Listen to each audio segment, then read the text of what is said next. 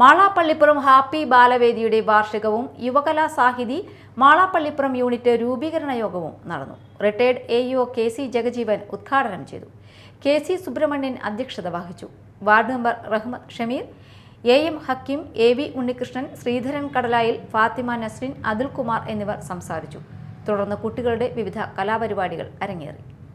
വളരെ വിപുലമായ പരിപാടികളോടുകൂടി ഈ സ്ഥലത്ത് തന്നെ കൊണ്ടാടിയതിൻ്റെ സാക്ഷികളാണ്, അനുഭവസ്ഥരാണ്. ഒരു കലാസമിതി, അതും കുട്ടികളുടെ കലാസമിതി,